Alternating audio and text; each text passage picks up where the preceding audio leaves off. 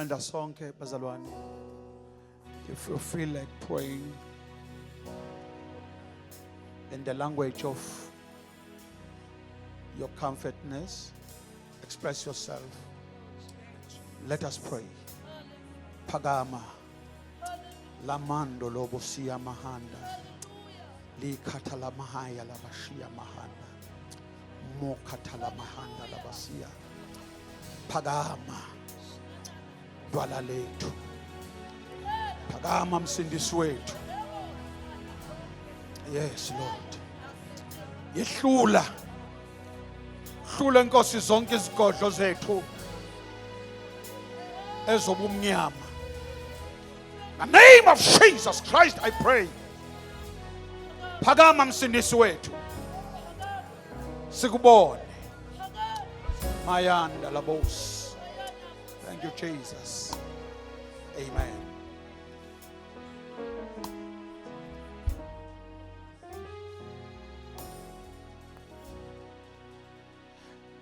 Let us sit down, bazalwane.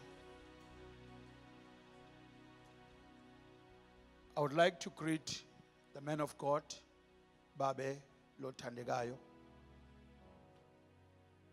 Baba umazibuko. Sengagcwala kakhulu abomagagula mangiza ngala. Ningixolele bomagagula bengabingeleli nini. Bengibingelela ubaba umazibuko. Baba uma ke engakabi khona namhlanje siya thoba nangaphansi kogcobo lwenu. Thank you very much. I mentioned that emini ukuthi bazalwane ngele nje okudlala angidlali ngempela. I've been preaching empilweni yami nje yonke. I've never seen a beautiful church like this.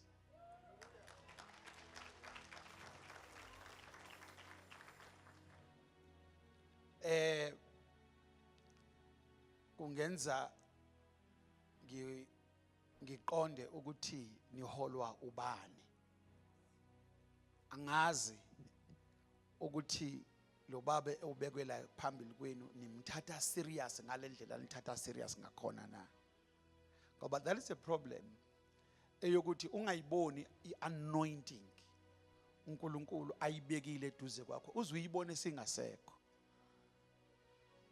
Ngale eSouth Africa sine debate in the political space. Abakakhongolose baqala ukubona ukuthi uMalema beyi asset kodwa bambona sekuyi FF. Ngicela utshela umakhelwane ethi Nkosi sivula amehlo sibone. Imanje bayakhala dokotela. Bayakhala ngishiye nje kukhalwa ngale.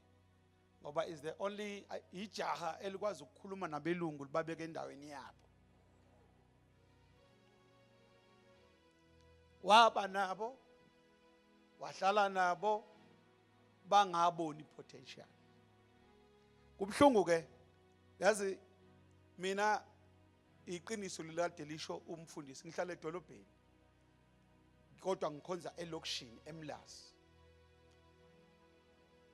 Ngike ngibona amasonto abelungu lawa asebe serious kakhulu asekade besebenza abo Christian Center obanibani kodwa futhi nawo akekho kuleli zinga.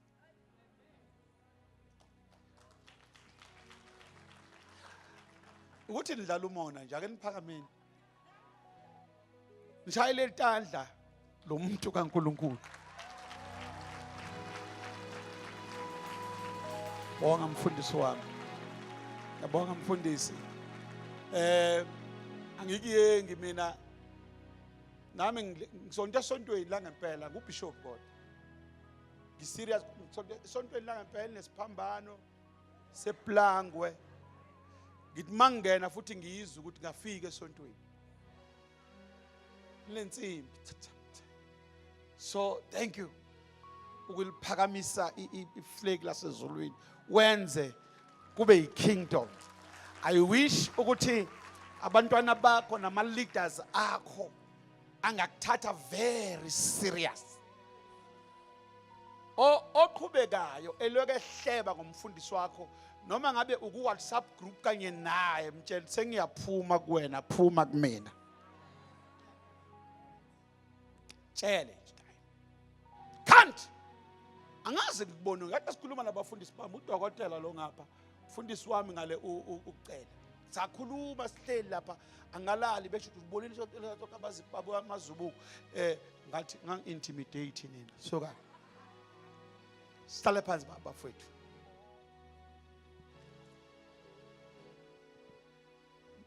Asibambeni ivesi ngoba sihlanganiswe yilo sohlukaniswa yilo futhi. We saw his glory. Let us read. So funda abe mabili namhlanje. Siye kulona lelikhehla bazalwane. Lelikhehla ngilithandile. Kanti ngophinde ngithande futhi elinye lalaka amazibuko.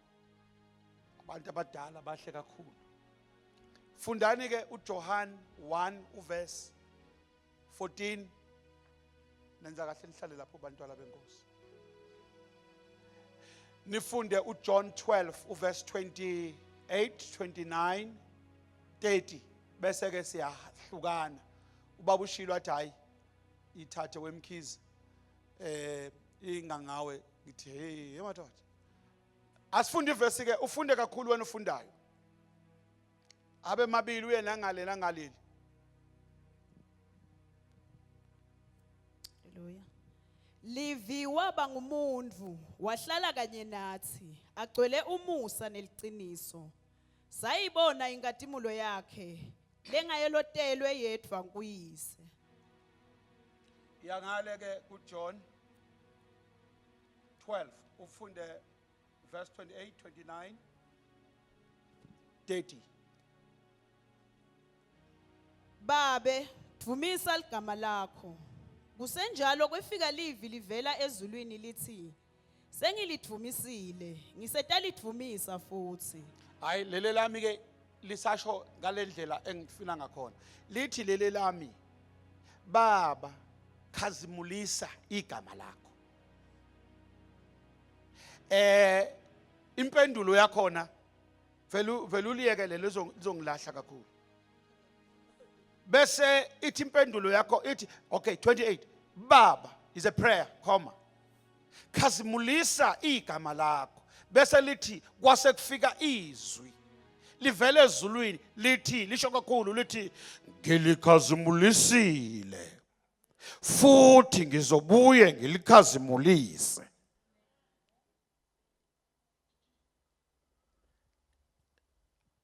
Nibuye ke nize kumina.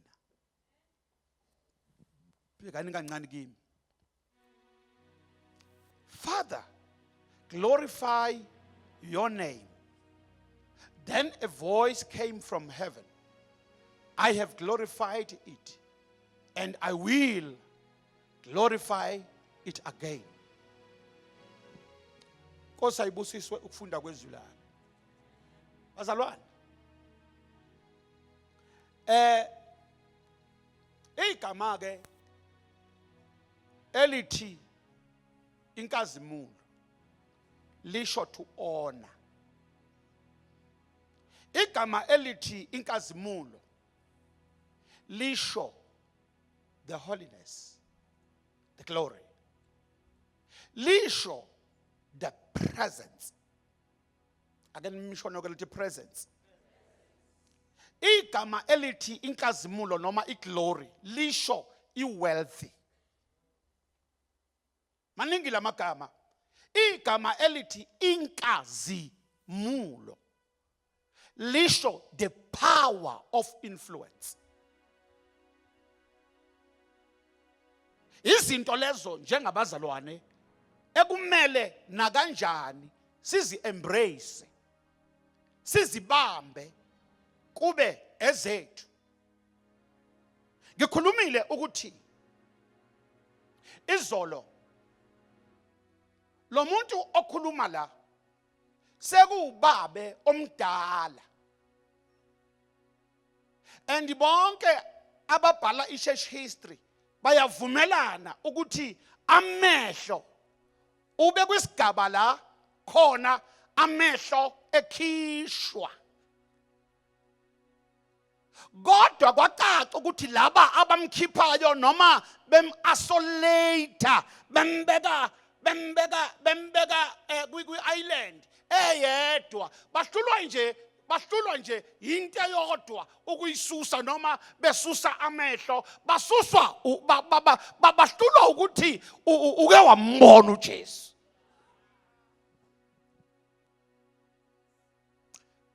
Uke wamuzwa efakaza ngale kuJohane ngale lo owokuqala ngale khona sithi khona uJohane omncane khona uJohane omkhulu noJohane onjani omdala. Ukakhuluma into eyisimanga lomkhulu baba. Ngathi bayambuza laba abanaye bathi hey wekhehla wemkhulu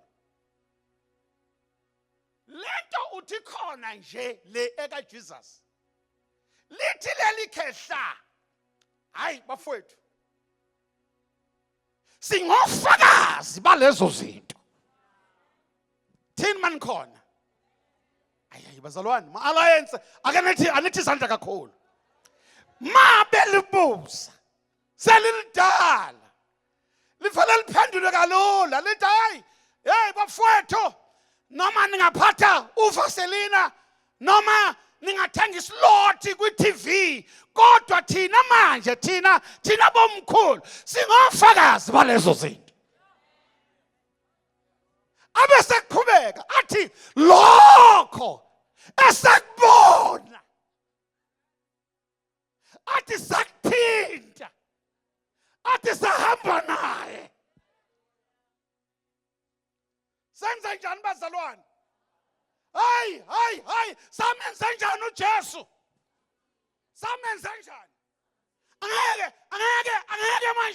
Angeke manje noma amehlo ethu seniwakhiphile sesihamba singena lutho sesigena imoto kodwa sike sambona samthinta sahlala naye.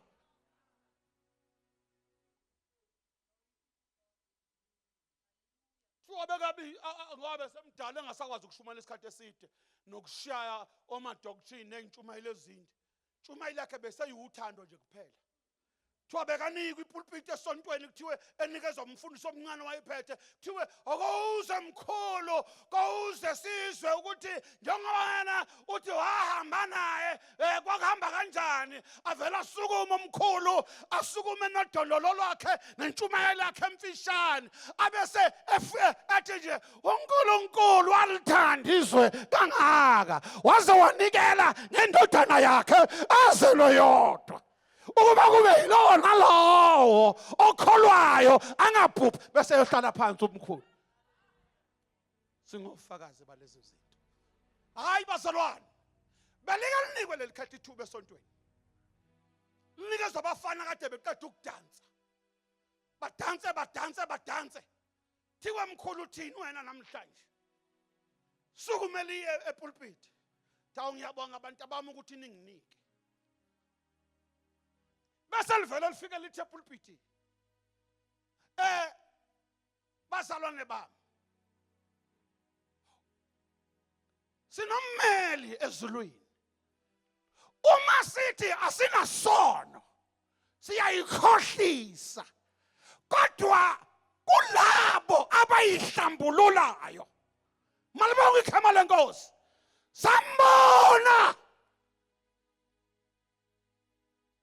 bathe bamvalele phakathi eRobben Island kwi-island eyase Patmos.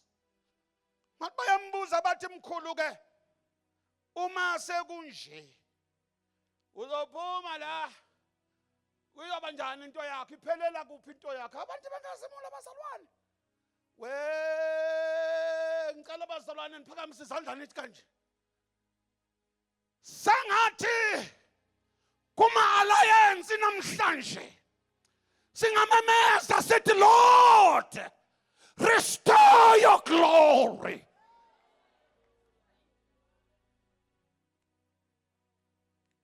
Lathi liqakekile besalivalele befuna liphendule imibuzo enzima la ngoba lilingwa uSathane liyabhala kusahluko ngithi sahluko 19 incwadi yesambulo lizwakala lithi ngabona ingelosi yehla ezulwini yafika yambamba usathane nenyoka kanye nomprofeti wamanga yamfaka iketanga wase yaphonswa waphonsa kwalasha. Libona into bazalwane engakenzeki, libona liseke tilongweni, izima zivumi kodwa ubona i-end ingakafiki.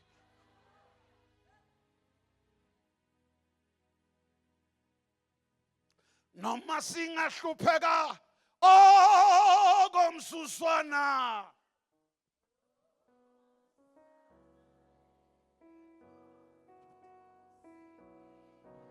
thina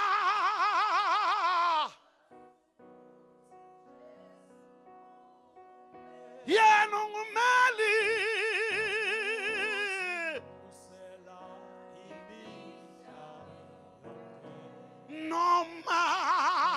Noma komsuswana,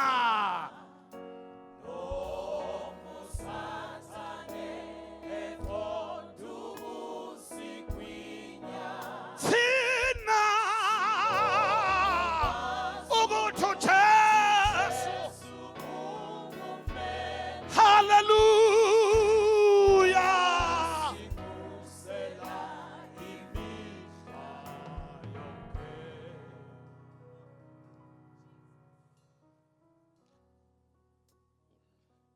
Can you say, restore your glory? Restore your glory. Father, glorify me with the glory that I have when I was with you. The verse says that. Khuluma lamazwi kuthiwa kwakusetafuleni la. Kwakudliwa ukudla. Kwakudliwa ukudla la etafuleni. Kukudla kwe-celebration. Kucelebratewa etafuleni. Kuyadliwa. Amaloko simalibonga. Ningithukuthelele yini? You look ngathi ngabasadus nabafarisi namhlanje. Ngalo tshela umakhelwane ungabe umsadus. Bese ucheka lo ngalo ungabe umfarisi.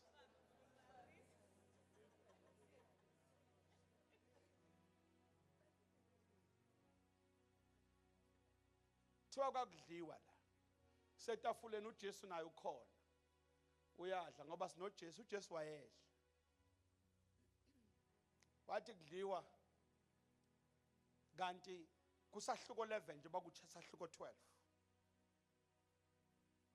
Wakusanda kuvuswa uLazaro. uLazaro naye ukhona la etafuleni la kudliwa khona. Niyambona lo muntu oke wavuswa yilo muntu lapha eGoli wavusa umuntu efile. Hamba lo prophet lo. Niyazazi indaba nina. Ngeke nitsheke. Amakholwa onqetha sengiwasontise kakhulu. Wasontisa la kanti abuye eGoli ebusuku. Now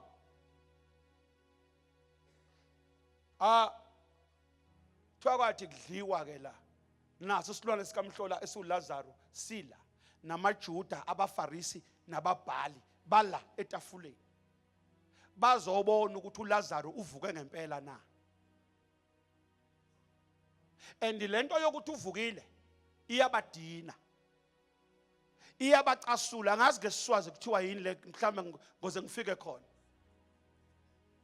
Isicasuca sibamila lento ukuthi wenziwe njani. Uyazi abantu bake bacasukela ukuthi uvukile. Kade bekulifta all along ungena moto bakucasukela ukuthi usuvukile. Awungishayi. Hallelujah. Abantu bayakujabulela uma besakuphusha ngewheelchair.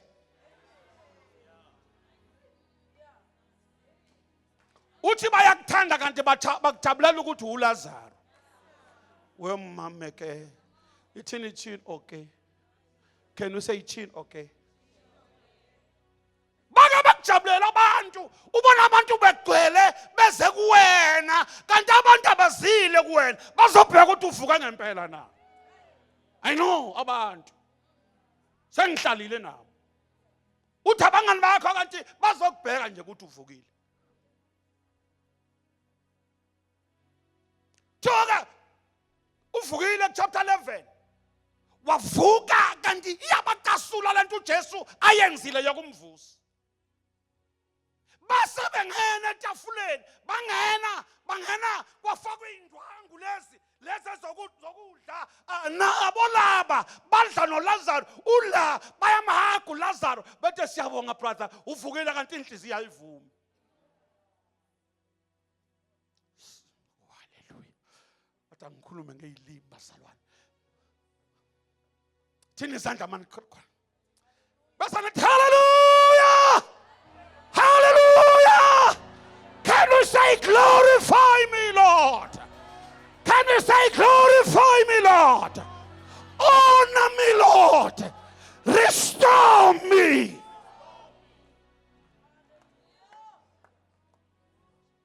Restore. uNkulunkulu uzoyenza turn around. My God, Papa, uNkulunkulu uzoyenza turn around. I don't care noma is 4 days. Ungaphansi kwathuna noma is 5 days, noma is 5 years. God can do anything.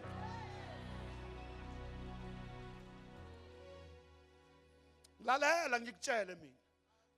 Wathi asayibuzela umbuzo nje kuMatha utate wami impela balamana naye eswini. uJesu ethi Matha kanti nimbekephi bafowethu? Wathi uLazaro wathi uMatha miyeke lo izinsuku sesingakanani? 4 kufanele ukuthi useyanu. Bathi yekwa. Khona abantu abathi yekwa.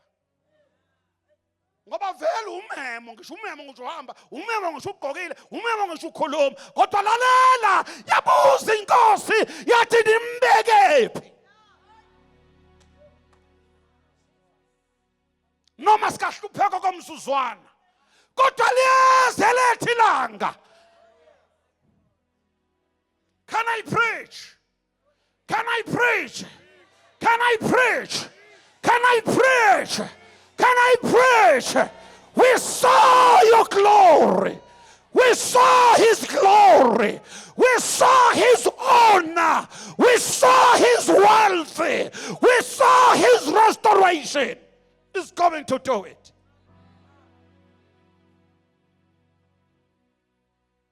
Hlala inkuma kusibala la etafuleni. Bathi ke ababhali ngesikhathi behleli lo uLazaro edla. Akavedla umuntu ovuke ekufeni. Umkhofu nje nake na ubona lapha lo eku TV demonstrateelwe uyadla umuntu evuke ekufeni. Une appetite yokudla noma yini. Uyadla uloko ecela ethi bamlethele basadusi ngilekine lokho kudla ngidla lethani nani bafarisi ngidla uyadla kanti umsindisi wethu uJesu Kristu uqhubo olunongqwazi uzimu ikakaramba kuthi oh haleluya kanti uJesu uzodlula phezukwa fork and knife okudliwa la athi methu uyabheka ngaphansi kwamatafula la abona izimbokodo zamatshe ezibekwe amaJuda njengoba ehleli la enzela ukuthi athathe uyadla uLazaro bamphusha ngetshe bambulala okwesibili. Bantu bafuna ukukubulala okwesibili. Ubu right ma uzifela natural uzifela wena kodwa bafuna ukukuphinde kufeni.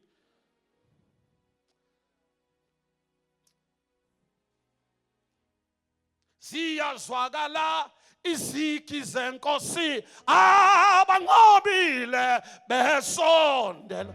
Awunikena ngihlabelela kahle ziyezwakala awu izigi zenkosi abanqobile. Restore your glory. Amaswazi angasho kamnandi ngathi awungiphinze baba eNkulunkulu. Abiza athi angiphinze baba eNkulunkulu. Kanti amaZulu athi awuphinde futhi. AmaXhosa athi ndibethe kwesibili. Hayi bathi bewabekile amatshe abo. uJesu umsindisi wethu wavele walishiya itafula ekudliwa kulona noLazaro edla ecabanga ukuthi udla nama friends akhe waphumela ngaphandle uJesu waya ngaphandle wabeselula izandla zakhe wabheka ezulwini wathi awusengwabonile amatshe bayamhlekisa kanti baphethe amatshe bayamhlekisa kanti baphethe izibhamu bayamhlekisa kanti baphethe izinzenze neyintshumentshu nemkhonto thiwa wavele walula izandla uJesu wabheka ezulwini wathi Nkosi uNkulunkulu ngikhazimulise thiwa waphendula izwi livela ezulwini lathi ngimkhazimlisile. In other words, I've done it before, I will do it again. Hallelujah. Which means noma Jesu bangambulala ngalamatshe abawaphethe njengoba ngimvuse ekuqaleni. Hayi babe mazibuko uxole mntaka kaNkulunkulu awuthi ngikuhage khona le anointing yokwenza excellence izoba kimi. Do it again, Lord Jesus. My brother, usechaza ukuthi uJesu manje uchaza ukuthi uNkulunkulu uma kungenzeka weJesu bambulale ngalezi imbokodo ezila njengoba ngimvusile ekuqaleni.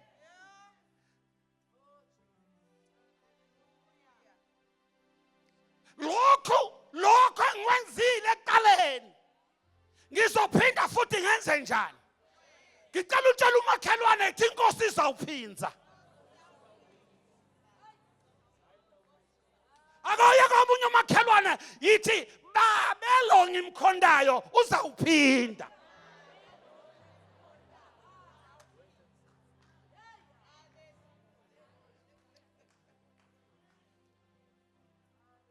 Wayechaza ukuthi uNkulunkulu uyabona ke Jesu njengoba ngivusa uLazaro abasezukumbulala uLazaro yena sebezobulala wena ke manje kodwa ngoba ngikwazile ukuvusa uLazaro nawe Jesu ay bazalwane nawe Jesu noma bangakufaka umkhala wameva noma bangagoza ohlangothini noma bangakubulala if I've done it before I will do it again. Kodwa ngithi namhlanje abusuku uLazaro evukile he will do it again for you, your finances he will do it again. If he's done it to Motsepo, he will do it again for you. If he's done it to Lazarus, he will do it again. Can we say again?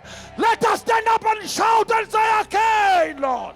Say again, Lord. He will. Yes, he will. We may sit down, bazalwane. Ngifuna ukuthandaza manje.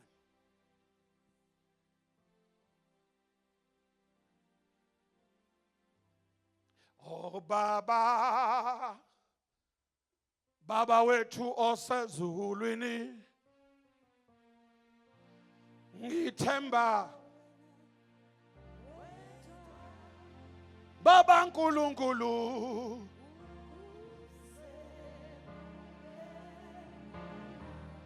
phakathe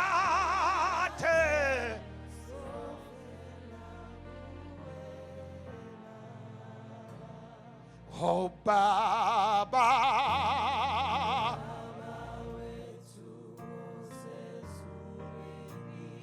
ngithemba wena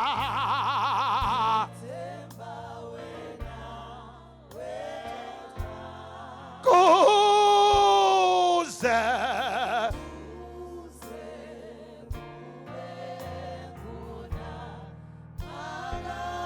hallelujah. One more time. So fella kwena Baba. Oh Baba,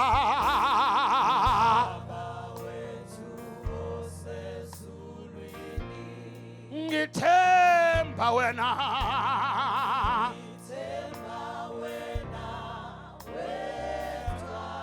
kuze Baba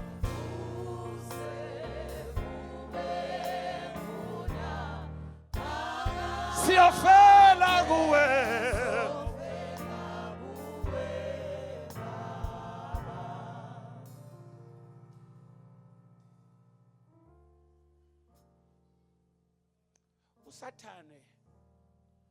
usathane wenze sure ukuthi lento yenkazimulo uyayikhahlela ebandleni iyahamba, lento yeglory. Wenze sure ukuthi noma singakhonza kodwa iglory yona wayibamba kwaba wangayirelease.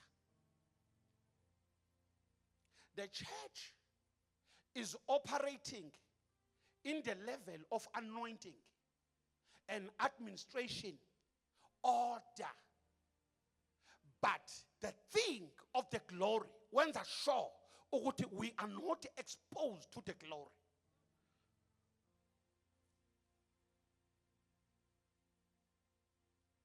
I said the glory is the presence of God. The glory is God himself. Uyanikim bazalwane. Iglory ayisebenzi incike kumuntu. Kodwa i-anointing isebenza ngomuntu. Angiphinde lento engishoyo. I-anointing, abantu be-anointing bayakhatha, ubabona ngokukhathala, ubabona bephuma esontweni bethi sikhonze kakhulu namhlanje. Hey, the church was very hot. Hayi ngikhathele ngiyolala. Kodwa ke iglory isebenza with or without people. Kuyevakala? Angishaya iswazi manje. Kuyevakala? Thina amaZulu sithi kuyezwakala. Ake siphinde sithi kuyevakala. Ngithi iglory. Let me repeat myself.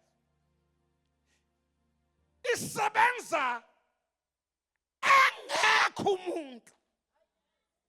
Ayinandaba noma esontweni kukhona ama-worshipers, noma kukhona ama-ushers, noma kukhona abafundisi. Iglory isebenza iyodwana.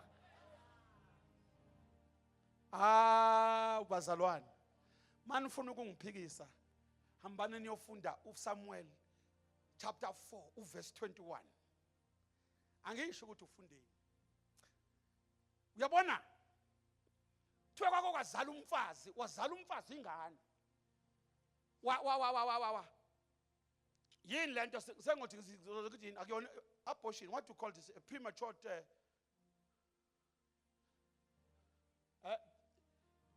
kona lokho. Wazala ingane.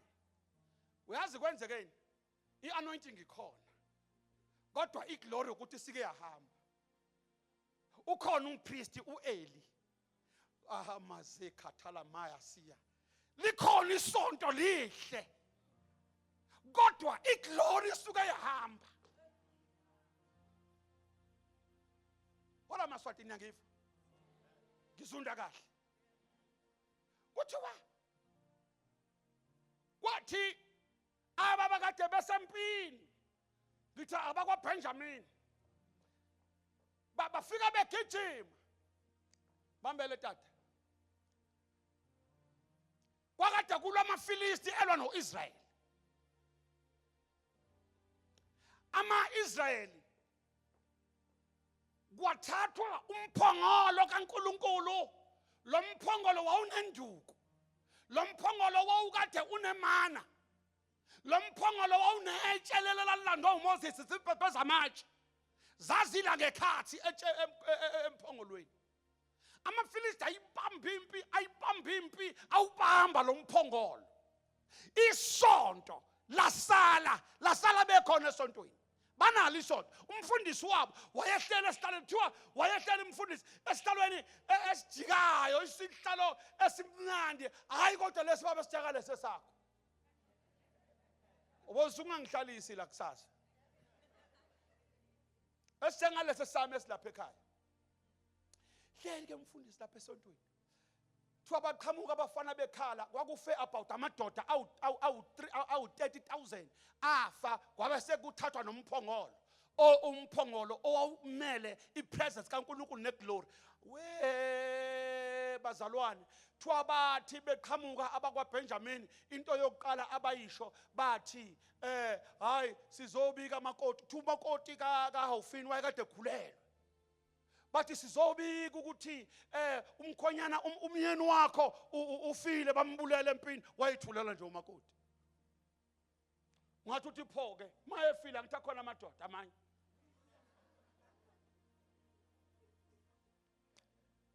Akuyona inkinga ukuthi uthole ini imvothe bahlala. Kodwa ithe indaba mayiqhubeka bethi nomphongolo kaNkulunkulu bawuthathile wavele wasikwa umakoti wazala ingane isikhathi singakafiki. Thini izandla maninami. Uyayibona izinto ezenza i-abortion ayenzeka manje ngekho iglory. Uyazibona into ezipremature ezenzakala if iglory ingekho. Yebo ngaba khona anointing ngoba ihamba nomuntu kodwa iglory ihamba naNkulunkulu. Asilungiselela ukuhlala bazalwane. Funeka umshumayeli oshuma isikhathi eside. Abantu ngathi abazubuya kanti bayabuya kusasa. Sizawubuya kusasa sigcwalise lezi azihlala. Hayi lithi iBhayibheli lami wavela umakoti wayikhahlela ingane wazala. Bazala basebememeza laba bethi hayibo ungafi wemolokazana wemakoti uzela umfana wangaba nandaba nalonto. What is a boy? What is a marriage if there is no glory? What is a big car? What is a big car? What is a big house if there is no glory?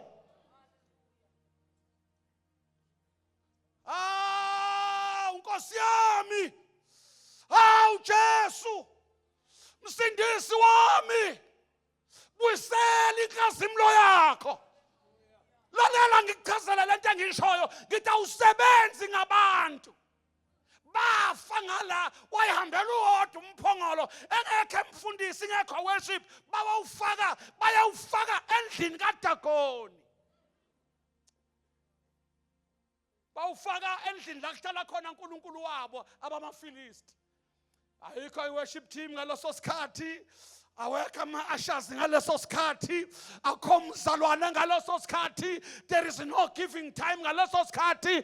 Bahlala bakhiya manje endlini, bathi mabemvalela endlini uNkulunkulu wama ngeenyawo.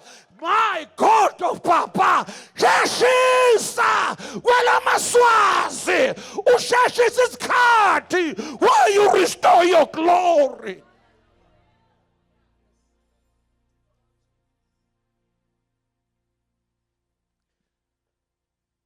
Umphongolo wavela uNkulunkulu endlini ayedwa nje wakhahlela uDagoni wamshaya ikhanda lawa phansi. Hey nina bazalwane, lo nkulunkulu mhlamba beningakatshelwa ngalonkulunkulu wenu. Ngibonile mfundisi sisiqubulo senu ukuthi we reflect the glory of God. Abakazi ukuthi into esho ukuthini bacabanga ukuthi ukufaka icathulo ezicwebezelayo nokuhamba sifaka amahili nezinwele ezinhle namashiya athi izini. Inkulu lento kunombhalo lapha kwivision. Lento glory inkulu kakhulu. Wamkhahlela uDagoni. Wamshaya bafika kusasa bezibazobheka benza impedesho yabo bezoma eTempelini ngoba bashiya uDagoni wabo ngaphakathi endlini. Bengiyami ngathi ngiyababona be celebrate abami ngaphandle nemjiva nempepho bezongena endlini la befake khona uNkulunkulu bamvalela lo Dagoni wabo. Ngathi ngiyababona besha amahubo abo bethi uNkulunkulu uDagoni uyasilwela unamandla betamanye makhulu.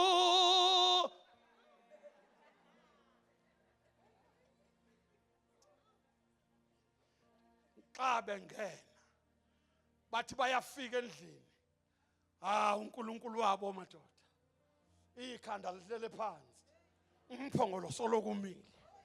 Hayi nina ngathi anizwanga lento esikhulumayo. Idlule itika enifakayo, idlule intambo zakamasango, lento idlule itiye indayela ingena nawe emotweni. ezikolweni izilwele iye nawe ofisi la usebenza khona izilwele ibe nabacindezelayo ibakhahlele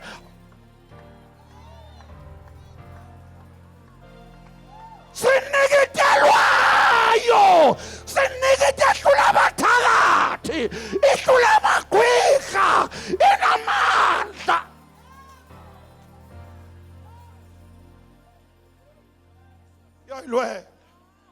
yayilwela iyazilwela sisize Jehova bazalwane ake ngimtshele ibhlungu inhliziyo yami ngoba the church is captured, we are captured. Did you know ukuthi glory i-attractwa yini? I-attractwa i-holiness.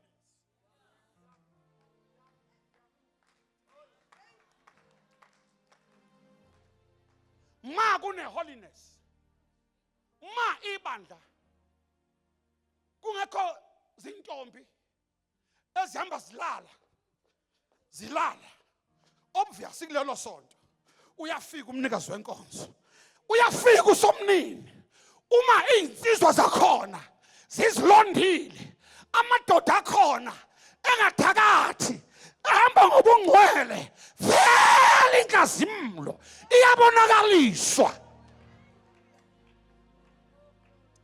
ibandla. The church is captured. Kunama revival awu2 amanipulator umhlaba. Imvuselelo yokuqala yaba ngo1906 lapha eAzusa. Lo mvuselelo is manipulating the world. Where they pray, bekhuleka bethi Lord, let your anointing fall upon us. And kuthiwa i-anointing yehla yagcwala imigwaqo. That is why the church of today, i-anointing ayidingi character yakho. Uyakwazi ukuba ne-anointing uthakatha kodwa uvusa abantu babeka izandla. Ngakhuluma esontweni. Kodwa iglory i-attractwa i-holiness. Ngoba yona ukwazi ukusebenza yodwa ngisho umuntu engekho. Uzo abantu besho behlela athi hawu ngaphila kwi-cancer bengakathintwa umfundisi. Ubona kulezi insuku the church is captured. Liya ko Nigeria.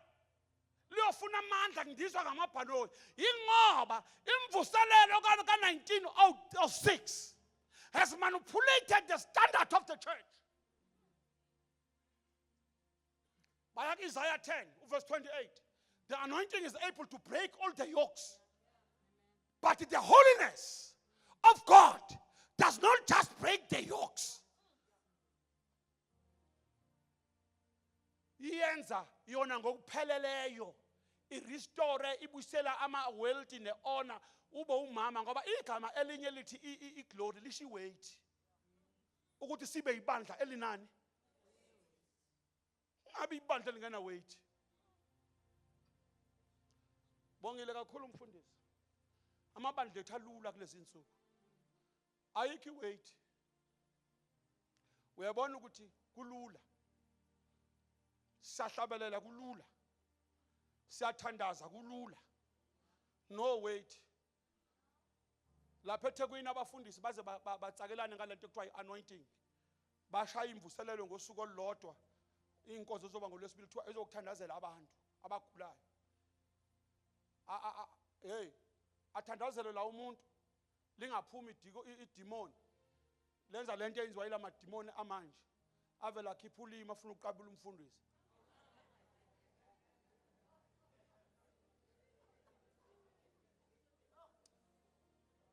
Babe salibuza ukuthi igama lalo ubani. Lo yalo zisulimi. Abesethi umfundisi afonele lo ngale. Athi hey leli liyangihlula leli demon. Ngicela ngoba na uya operator ngalapho engathi wena uspecialize kuleli. Asuke lo kuhambiswa izimoto kisiwe kuleli yasonto. Imoto ziba ma-ambulance. No bazalwane. The church is captured. Kubhlungu. If you go to the bookshop ezitolo awuyitholi ngisho incwadi ekhuluma ngesalvation. If you go to the bookshops, incwadi nje baba uyareada wena uyisifundisa ezikhuluma ngeholiness seziscarce. Kunaloko uthola ezikhuluma ngo-purpose driven, ngo-potential. Uzwe kuthiwa is a best sale in the market. Why kuba ama-best sale? Lezi zibhalo anointing. Nabantu bakhona befantasize uNkulunkulu ongekho. Akekho uNkulunkulu ongaba naye uma ukipitile. Seningasala seningixoshake. Sengikhulumile. Akekho.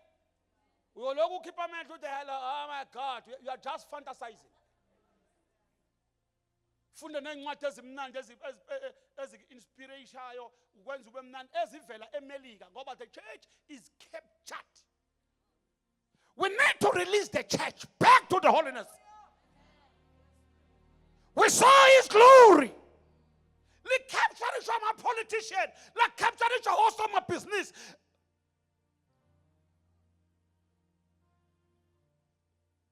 Thina sazi uNkulunkulu esimthole ebantwini behamba ngeenyawo benganalutho. Usithi salukwazi singafundile sihlabelela nje kodwa sihlabelela ubo indoda kade yaye eGoli sikuwe sike ebungcweleni asigani asihleli sihleli sithi siyahlabelela isigisi sithi I don't know why.